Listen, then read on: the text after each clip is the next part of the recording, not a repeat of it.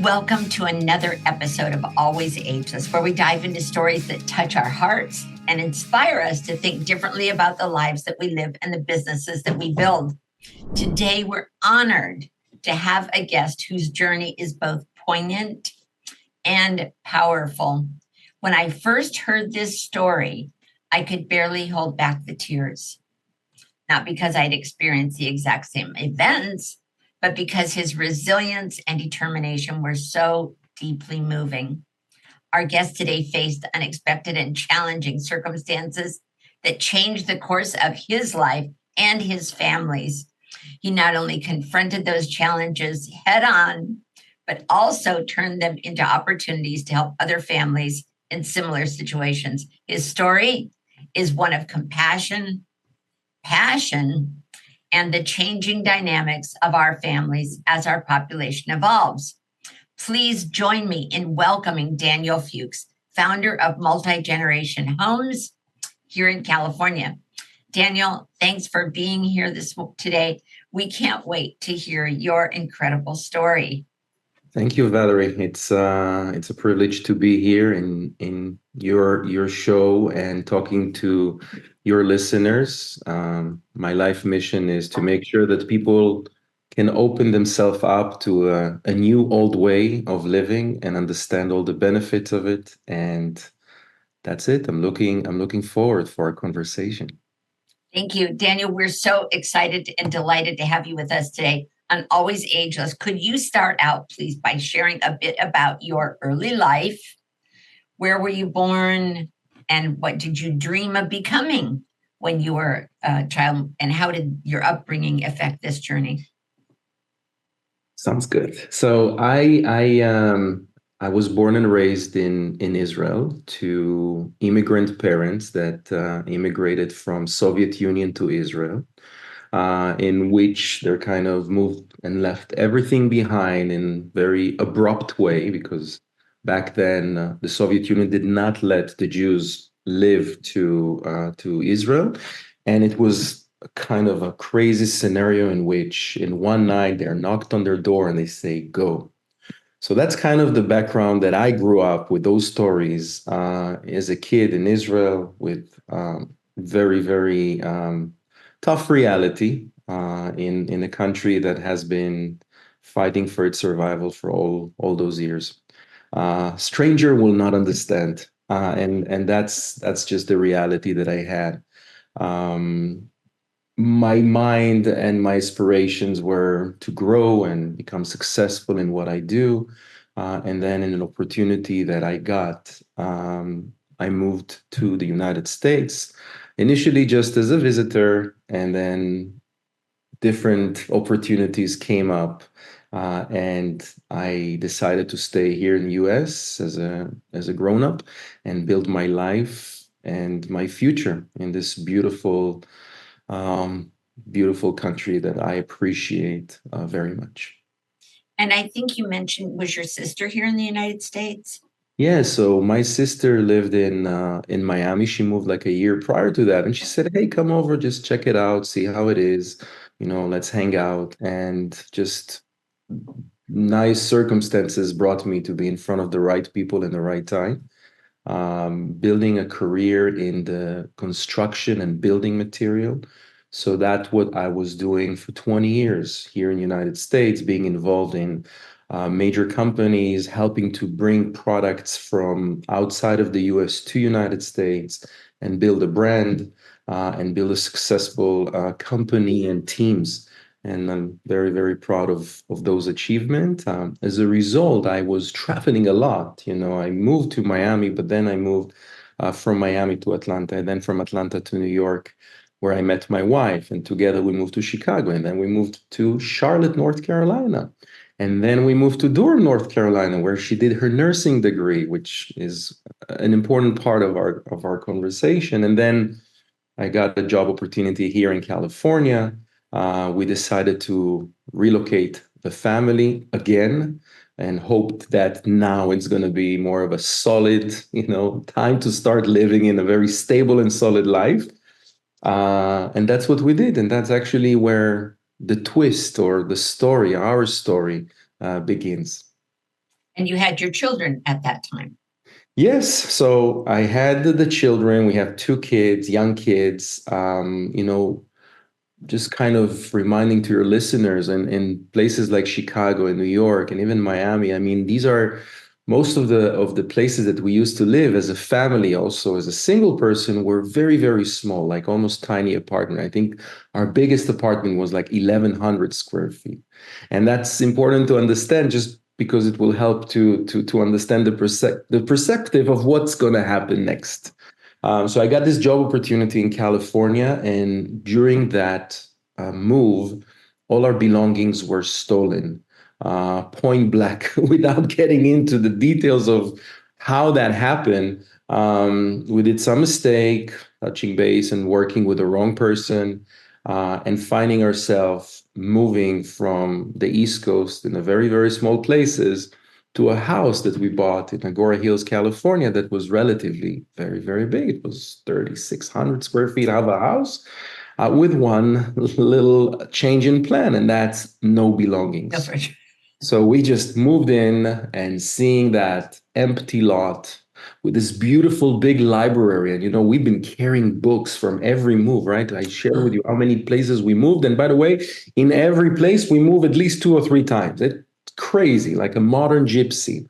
And then we moved in and we see this huge library, but all our books were stolen. And it was the moment of like, okay, that's painful. But we understood that it's just materialistic stuff. These are not, our kids are healthy, we're healthy. That is what matters. We have each other. We're going to overcome that. And the same week, I'm getting a phone call from my mother that announcing that she made a decision to send my dad to a nursing home in Israel. Right.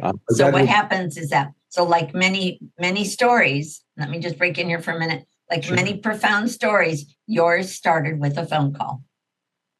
Yes, right? The started with a profound phone call. So can you share that moment with us now and tell us what happened and how did that set the stage for all the changes that came thereafter? Yeah, so mom calls me in kind of a weird slash perfect timing when I'm standing there in this empty lot, and she just saying, "Look, I cannot keep taking care of your dad. He was diagnosed with Alzheimer several years prior to that, and she's been through him this entire process at this small apartment in Israel." And she's been a lot, and she was really, really depressed, and she got to this place where she's like, it's or me or him or both of us, but that cannot last. I gotta do something. I gotta send him away. I cannot take care of him. He started to be a little bit violent. He totally oblivious. And looking at that situation and this beautiful big house and a very, very challenging situation with my parents, I went to my wife. First of all, I asked my mom for 24 hours before she's doing anything or signing everything. I said, give me 24 hours. And I went to my wife. I didn't need 24 hours. It was literally 2 minutes in which I looked at the house. I looked at my wife, like, look at this lot. Here's the situation in Israel. Here's the situation with my parents. This is something that is heartbreaking. I need to save both of my parents.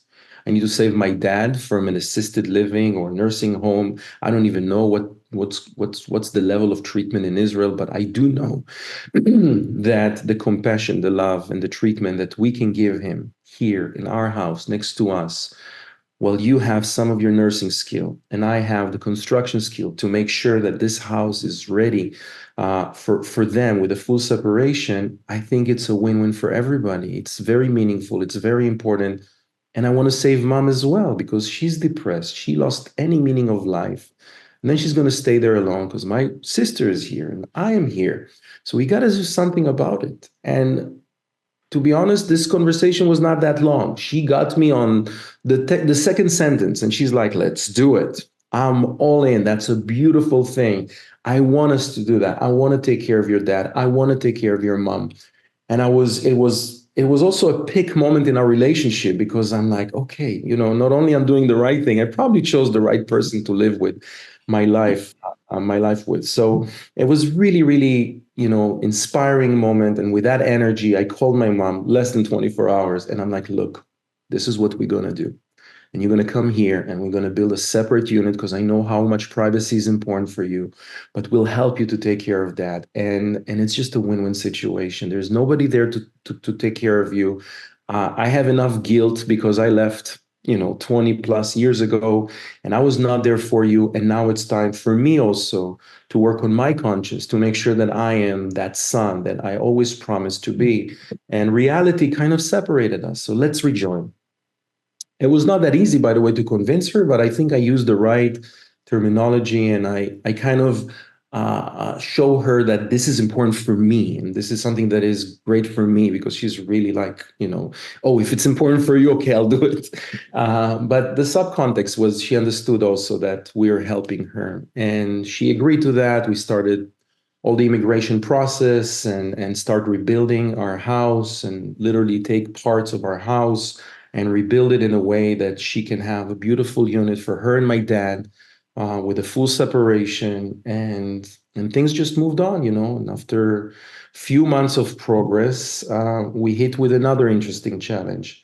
After we finished all the construction and everything, we actually installed a gate outside of the house, like so dad will not run away, because in this Alzheimer stage, people just wander and they go out, and we had to block his, on one hand, we want to give him a lot of space to move around, but hey, don't go outside. And during that installation, the installer of the gate just drilled a screw into an outside column of the house, and then he welded the gate. In this process, the screw got super hot. It started a fire, Oh uh, no. small little spark that had a 27 hours fire. So, thankfully, we were saved, but during the day after, I'm getting a phone call from my nanny that is saying, "Hey, I smell fire. I know there is construction in the house, but it's weird smell." And I'm like, "Please get out there, call 911. I'm on my way." By the time that I arrived to the house was in flames. My kids were outside, saved. So firstly, we were saved, and when we understood the cause and the fact that it was a 27 hours fire, we felt even more blessed. And that was the big picture. We will deal with what happened here, but, God, and it felt like the hand of God, because, there was the immediate suspect, the electrician, the plumber. They were working in the house that day. These are the people that usually will start a fire by a mistake, not the gate, and not a gate that was installed yesterday.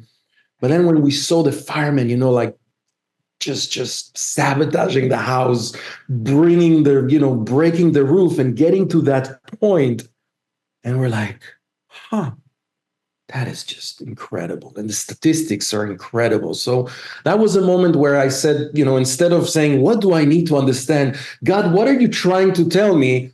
I really felt that it is nothing but a sign that I need to move forward. And that challenge, that little mountain, is just something for me to pass to be in a much better place, versus like, okay, hold your horses. Maybe it's not a good idea. We have to move Sure. forward. And that's what we did. Um, so what really changed was the fact that now I'm bringing my parents to some kind of a homelessness, right? This whole plan of separation, of having us living here and they're there, and that changed. And we became a first-hand caregiver, taking care of my dad, first-hand experience with him, every piece of challenge. The good news, taking that burden from my mom. The challenging news is to understand that this is a very hard work, but very meaningful. And not only it's meaningful, when I was taking care of him together with my wife, I just realized how important and amazing what we did. Because just giving you a small example of changing my dad's clothes, he doesn't understand who are those weird people that he doesn't recognize that are trying to take off his clothes, and he's fighting us. And what we do is we just kissed him and hugged him and gave him all the compassion possible. So even though he didn't know who we are, he realized that he's in good hands and kind of let go, and he stopped being violent for 2 seconds. And then he got violent again, and we kissed him again, and we hugged him again. And the same thing was with taking him to the restroom and taking him to take a shower and washing him. And all those things were just filled with compassion. So even though later I brought help and I took care of I brought a caregiver, I was still very much involved when he got violent or when he got that kind of irritated. I was there. I gave him that love and compassion. So his caregiver. So together, it really became a beautiful, beautiful cause. Now, when I zoomed out and I'm like, okay, let's look on the aftermath. Like this is now a serious event, right? I'm rebuilding my house on one hand.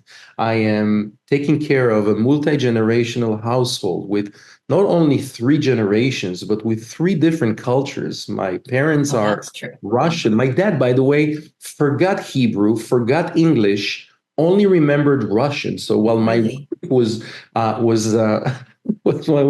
was washing him, he was cursing her from the depth of his lungs in Russian.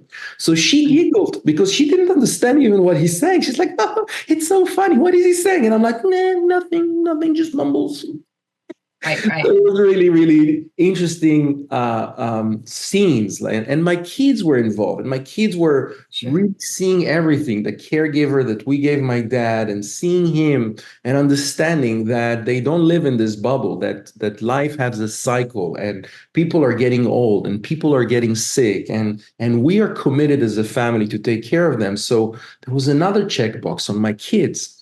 And I can tell you that it's just such a beautiful thing to see my kids as individuals that are looking outside of them, like holding my mom's hand and taking her to her unit carefully and leading her with so much compassion, Oh, seeing a senior couple outside of our house doing shopping in Costco, and they're running to them and telling them everything about their story and how great they are and inviting them home to meet my oh, grandkids. sure.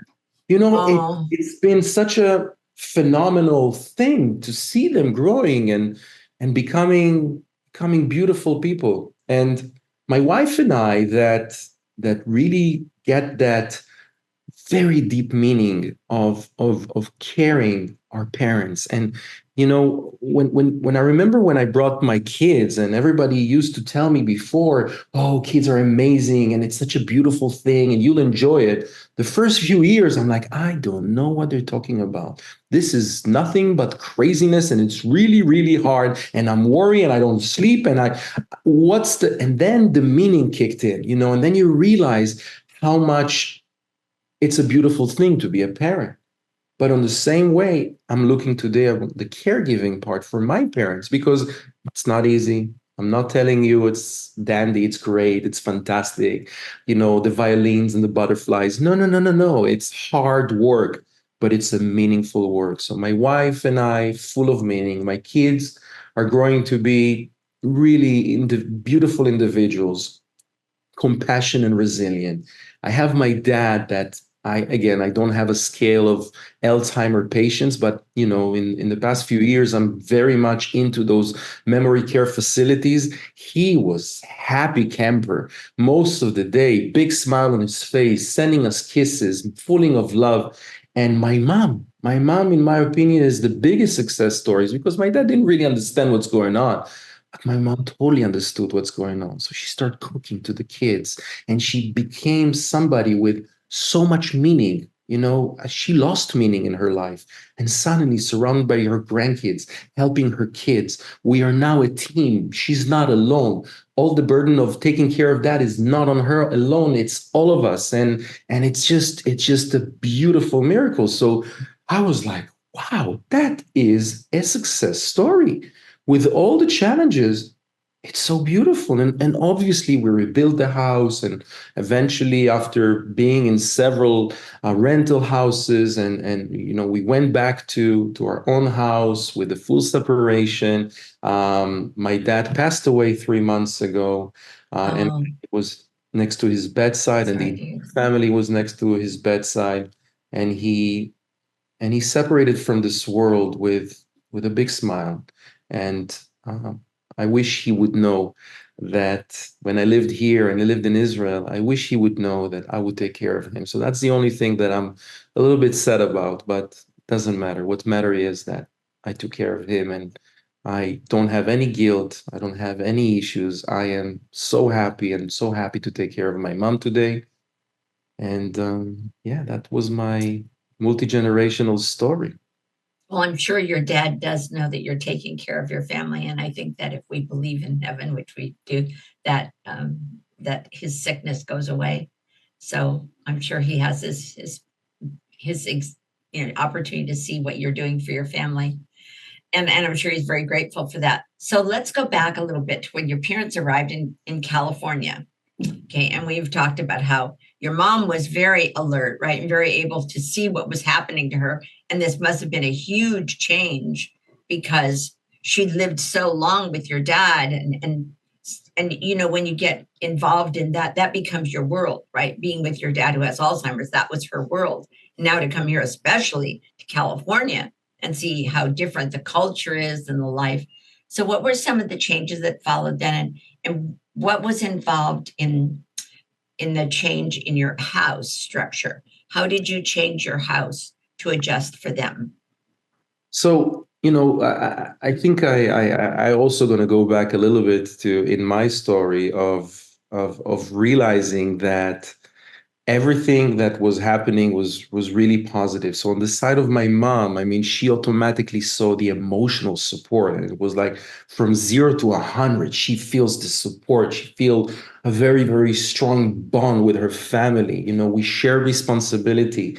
If she was back then really desperate when it got to technology, and so many times people try to call and take her money and put her in very weird situation. Now she felt that, she's surrounded by her grandkids that can help her with technology. And she goes and cook for her grandkids and help us. And the caregiver that we brought to take care of my dad was also helping us with the house chores. So everything became, those shared responsibility became such an amazing thing. We were able to save so much money by living together, by combining our both economies into one. So we were able to afford that caregiver to come in and help my dad and still save a lot of money. So safety became a big deal. And it's just improved her mental, her emotional well-being, the ability to share her culture. She's from Russia. We are from Israel. My kids are pure American. Suddenly, they're like, oh, open to the whole world. There's other cultures, and it's so interesting. And they're learning few other languages. And it's been just such a win. And what's happening in a parallel world is that people tell me, Daniel, that's amazing what you did. It's so great. Nobody's doing it these days. And I'm like, I didn't feel good about that. You would assume that I'm like, yes, I'm such a good person. But I really felt miserable. I'm like, that is wrong. People congratulate me for something so obvious that should be, everybody should do it. I'm not naive. I know that not everybody can do it, or not everybody have the positive relationship with their parents, but that's definitely not something I should be congratulated about. And that's when I start to delve into this world of multi-generational living, and what are the benefits and what are the challenges, and what are the statistics, to find out that the statistics are pretty mind-blowing. 1 of 4 families in the United States live that way. We're talking about around 70 million people. So I'm not alone. And not only I'm not alone, many families understand that. And during COVID, there was a surge in more families coming together. But guess what? After COVID was gone, or it's not gone, but the hysterical point of it start to kind of decline, the families stay together. And according to the AARP organization, 5 out of 7 families stay that way. So I was really happy about that, because I realized that this is something that our society start to go back. And when you understand the historical perspective, you understand that, it's only in the past 100 plus years that family became from multi-generational to nuclear. And in some parts of the history, there was also changes.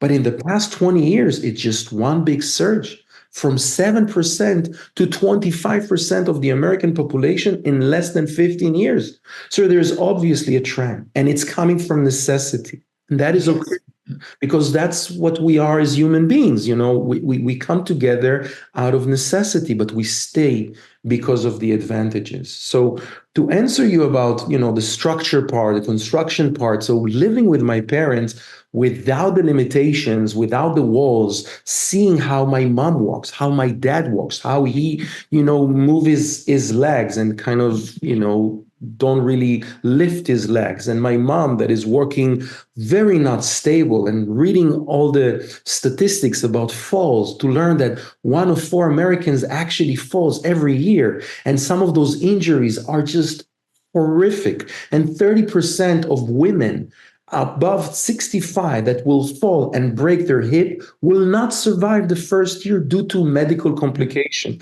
That's a whole different story about our medical and our healthcare system, but we're not going to go there. The facts are the facts. And I understand or understood that I no longer can just build that unit as we plan to. I really need to immerse myself in every feature of safety, from a grab bar to a handrail, from a handrail to a ramp, from a ramp to a staircase lift, to make sure that they're on the first floor, making sure that they're safe, making sure that, the heights are there, that the microwave is not too high, that the dishwasher is not too low, that all of those things, like, whoa, we need to redesign everything that we did. We got to be prepared. So the real big foundation that we found ourselves building this unit twice is that the second time it was much safer, much more ready. I became CAP certified by the National Builder Association, and I just took all my knowledge of construction, and now with this finesse of the safety part, to build a much better unit for both of them. So when we moved, I really had this peace of mind that mom is safe, dad is safe. And another note, that the way we also, because of the fire, we were able to redesign the house, because we stayed only with foundations. So we design a lot of common places. Our kitchen is way bigger than other places. The dining area, so these are the places where we meet every night. And suddenly we have dinner every night. So our family bonding is so profound. But again, with all the benefits, I learned the things that are negative or challenging. And that is the privacy concerns, right? Like, you can no longer just say, okay, I build a wall and there's great separation. Privacy concern has different levels and meanings. And when I shared with you that I was building my life as an executive in the US, it always felt to me that I don't change or touch people's life beside the business side. So I start study coaching and life coaching. And I did a whole certification on that 15 years ago. And in my free time, I coached families and individuals to become the better version of themselves. So I took all those tools to manage that multi-generational event, to understand what are the challenges and how we resolve it. Yes, privacy concern is a challenge. Yes, but it also can be determined by setting ground rules, making sure that, there is no judgment, and every generation have its own respect.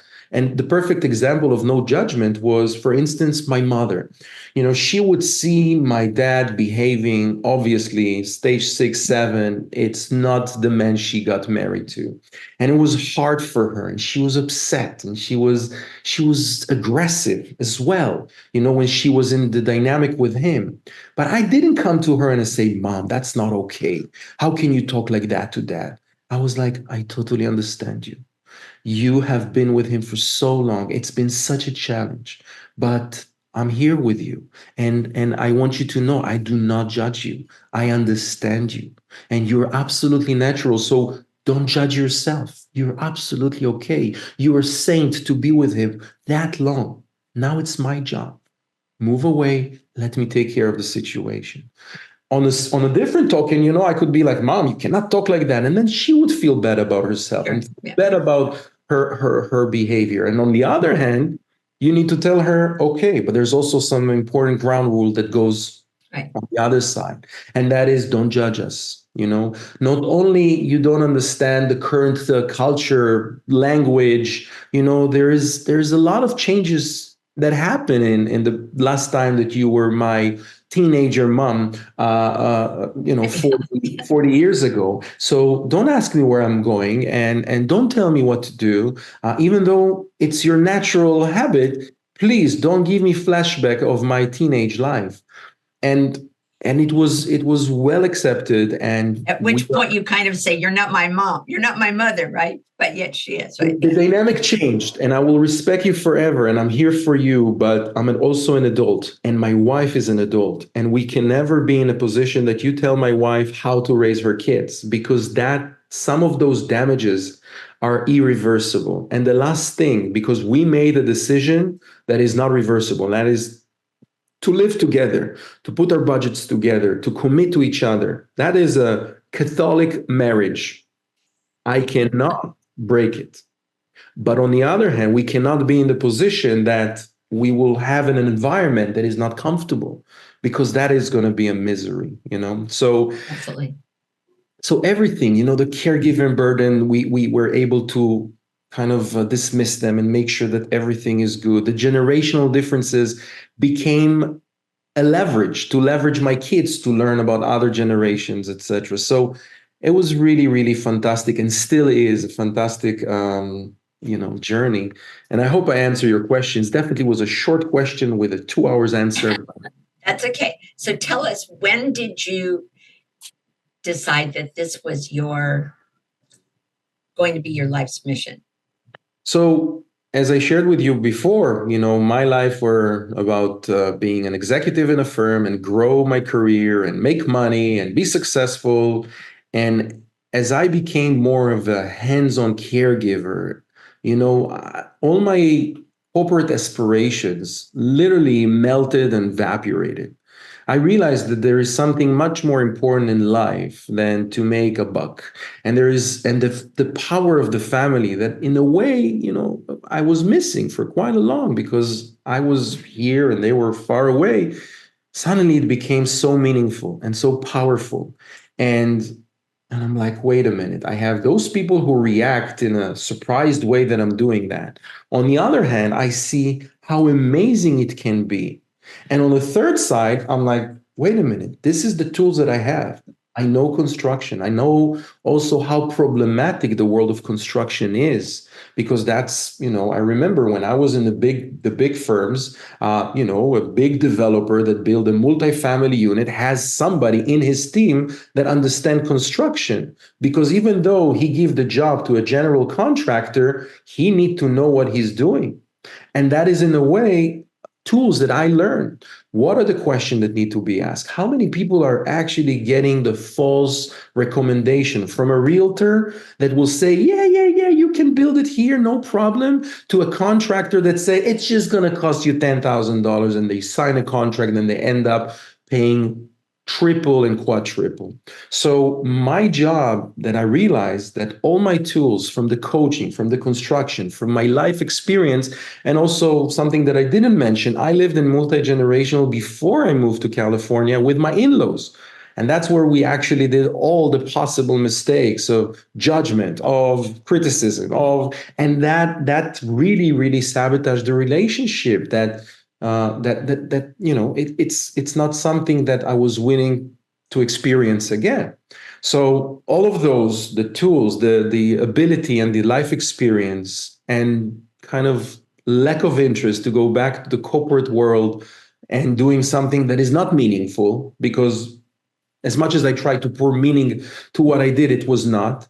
And now I am not naive. I understand that it's not the solution for everybody, but if I can, move the needle in this society just a bit, just few families, few hundreds of families that will entertain the idea of multi-generational living, and for me to help them to make it heaven on earth, I can start a change, a trend that more and more people with the crazy cost of living, with the loneliness situation, that will be able to check so many boxes of the challenges of our lives, of our days. And that is where I realized that this is my life mission. So that's what brought me to that conclusion. And I am full force. I want to talk to everybody that I can. I want to share that story, and I want to share that way of living as a big success story that other people will consider. And they have me now, that I've been through probably 10 years of those challenges, from construction to relationship, from relationship to every aspect of it. And that's also my experience in life. So that's what put me in this position, full force, changing the world that we're living in. Well, and that's what brought us together today, and that's certainly has been a great story for me so far. So let's move forward. So let's talk about the nitty gritty of multi-generational housing, of homes itself. So what does that look like in practical terms? Is it similar to an what we call an ADU, an accessory dwelling unit? Is that basically what you're building, or are you remodeling the home itself?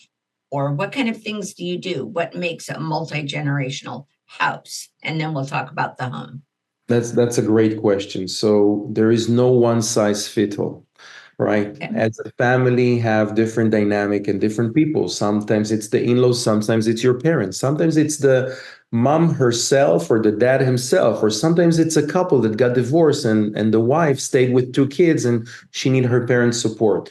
There are so many different elements. And in addition to that, the real estate and the property and the sizes are different. Sometimes the house itself is extremely small, but the lot is big. So you can definitely create a separate unit, like, ground up construction, or to get involved with many companies that produce already kind of ready units with safety features that can just be dropped on your backyard and connected to the infrastructure.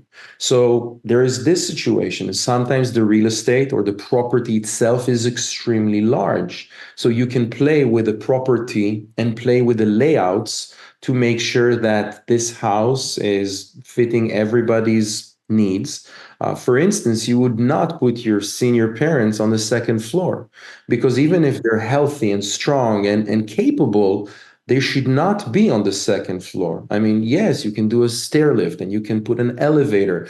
As I said, there is no one size fit all. There is a different budget. That's why when we start the process, right after I realized that they want to do it, they're capable of doing it, we did some assessment of personality. They gave the thumbs up. We go to the financial side, because many people don't understand what it entails to do a construction and how expensive it is. And also the perspective of, okay, yes, it costs a lot of money, but how much it's going to cost you to send your parents to an assisted living that here in California can be $12,000 and $13,000 a month, and that's before other additionals.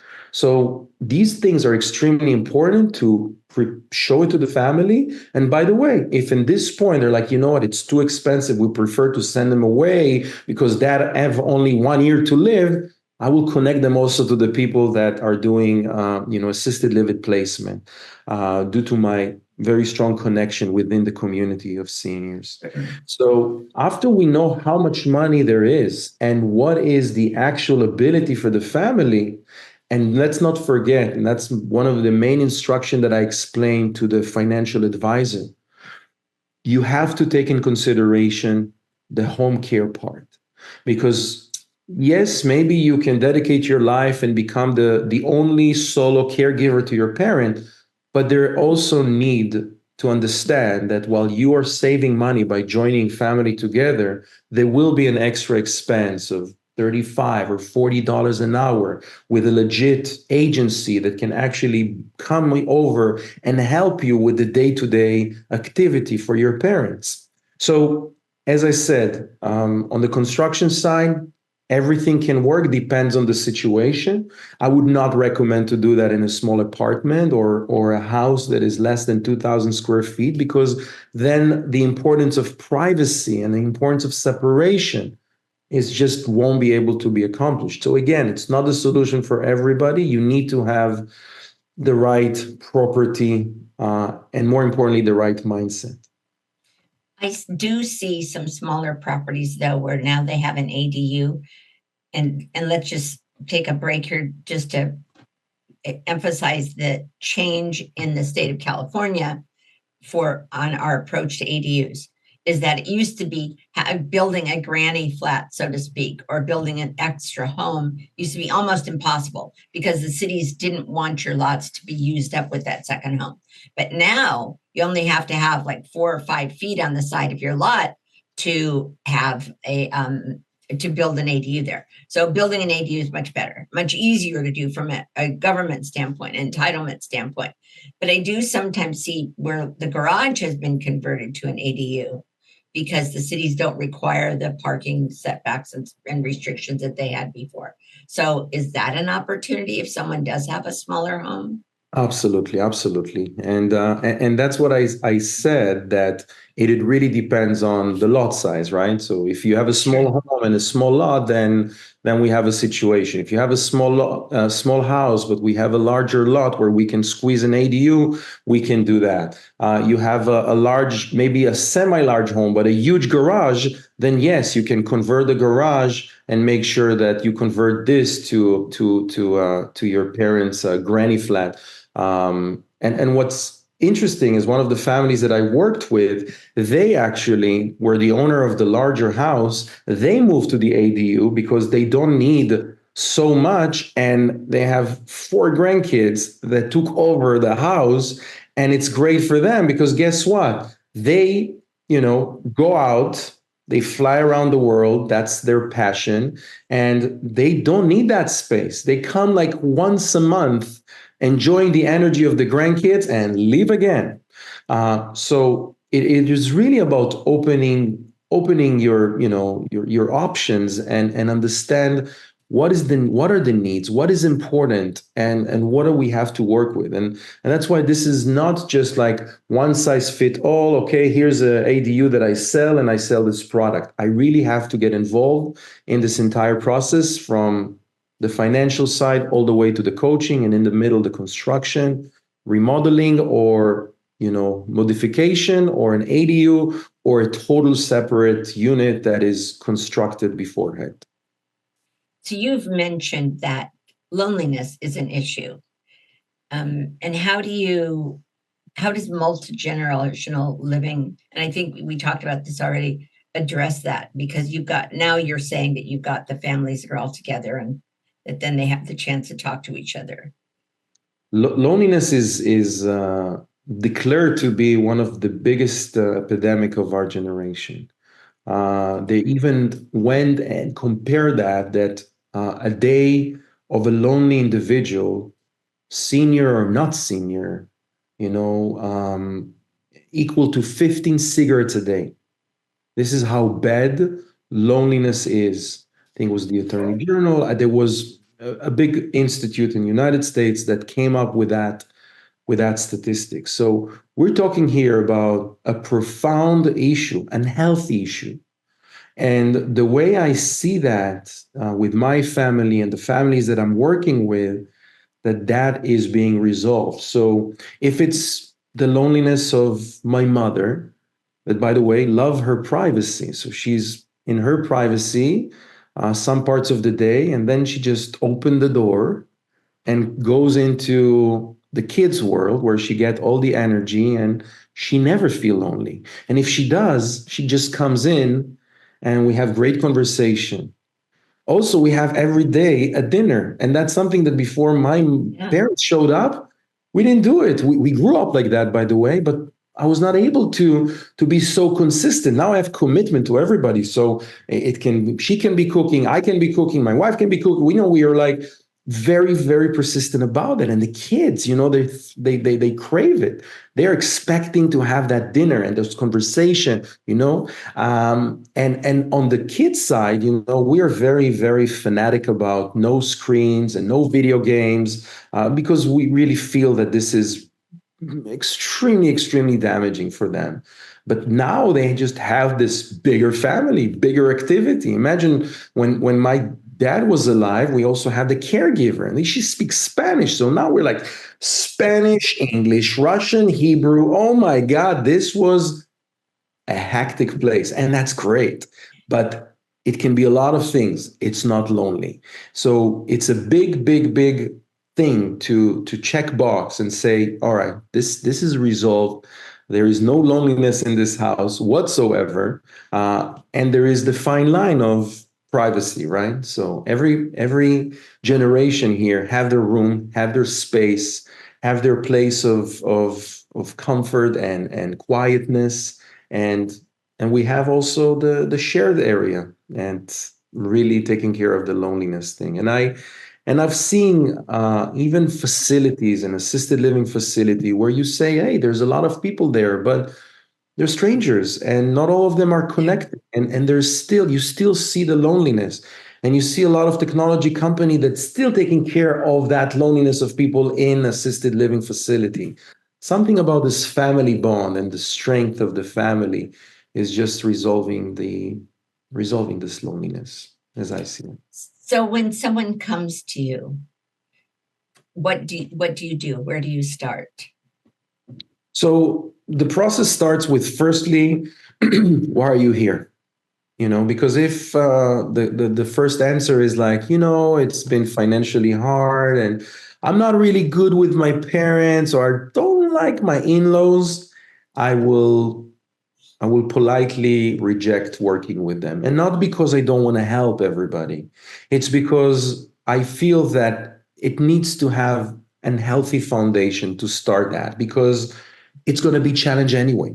Even if you have an amazing relationship with your parents, but you don't follow what few of the things that we talked about and more, of course, then you're just going to sabotage it. So I start with matching. Like, is there a match? And in this matching, it's important for me to identify the harmonizer. That's how I call it in my book and in my methods.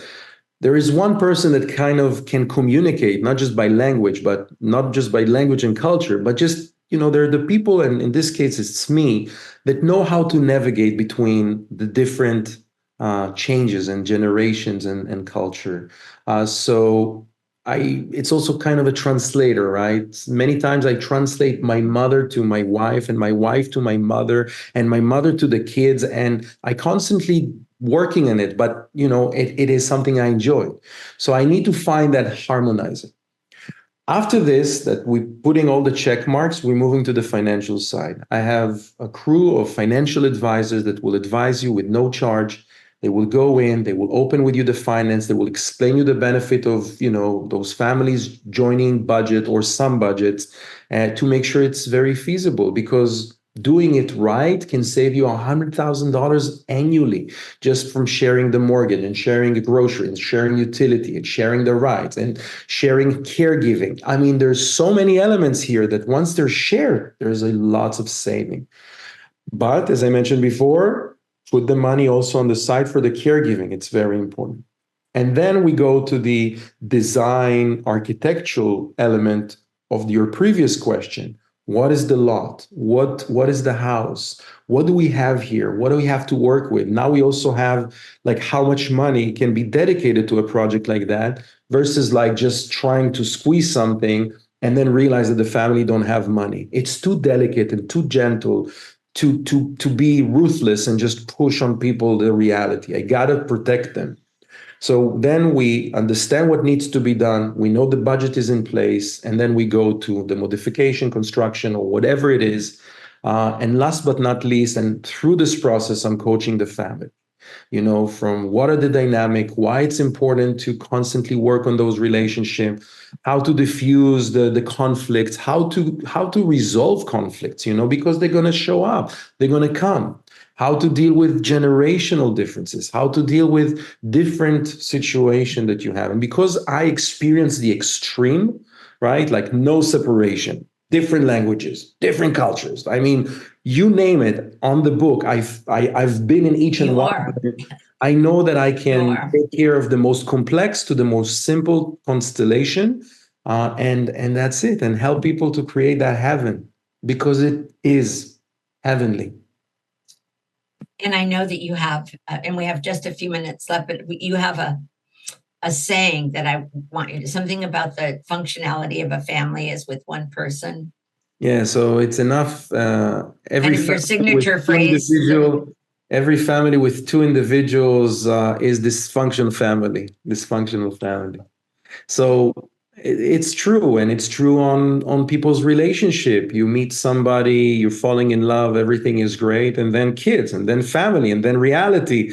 So, it is enough complex to have this dynamic between a couple, and then adding to this your kids. Now we're talking about in-laws. So it is, the starting point is dysfunctional for sure, but that's okay. We're not staying away from it. The benefits are so more profound than some of the challenges. And life is challenging and It reality is is. challenging. And it's only when we put something and we put energy and our effort into something, we generate that meaning that leads to a profound happiness and a profound place where you're saying, yes, now the family structure make total sense. And I can also say that sometimes, there are benefits of having a third party here, even in my own relationship with my wife, right? As I mentioned before, the fact that she jumped in and said, let's do it. I cannot describe on how much I felt happy and inspired by her comment because it was not obvious she's going to say yes. And the same way, I'm so inspired by my mom that get this energy. She's 80 years old and she's stronger than all of us. And you and I talked about it. And age is just a number.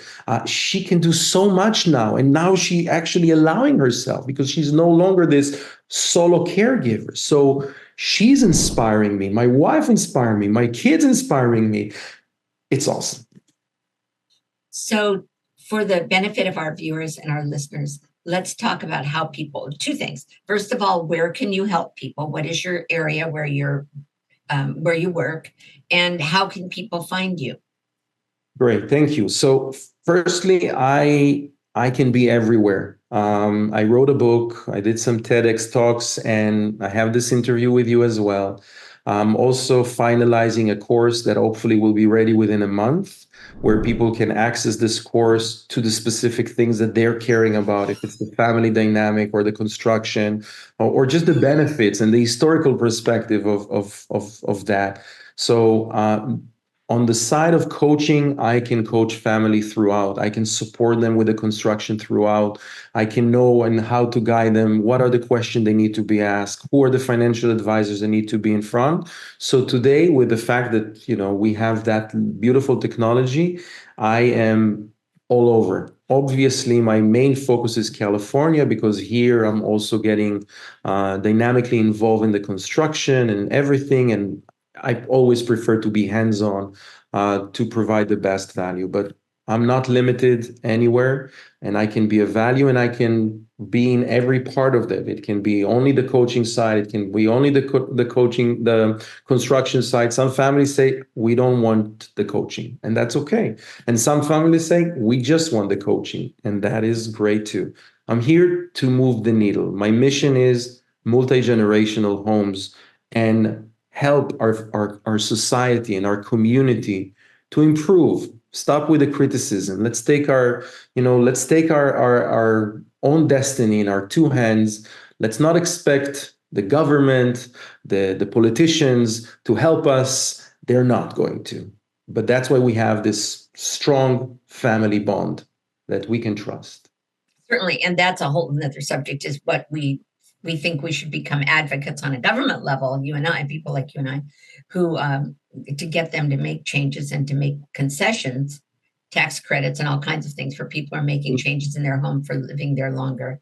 Yeah, in Canada, they're getting tax breaks. In Singapore, they're getting tax breaks. In Japan, they're getting tax breaks. In Italy, some parts of it. So we know that it's not something new, and it's just about advocating the fact that this is important for society. Multi-generational families are just by living together, and I have research to back it up, less medication, less hospitalization, less burden on the insurance, on the hospitals. I mean, our healthcare system is collapsing, and we can wait it to be improved. But if it's not going to come from us, when my dad was here, and my wife is obviously a nurse, we did everything to avoid hospitals by any cause and mean, and we were very successful in doing it. So unfortunately, our time is up, but we're going to have you back again. And I'm so glad that I'm going to have the opportunity also to spread your story. I know we'll be working together. Thank you very much for being a guest today. And we look forward to having you back and wish you all the best as you help other families. thank you, Valerie. I really appreciate the opportunity to speak with you. It's always been a pleasure. Thank you. Bye-bye.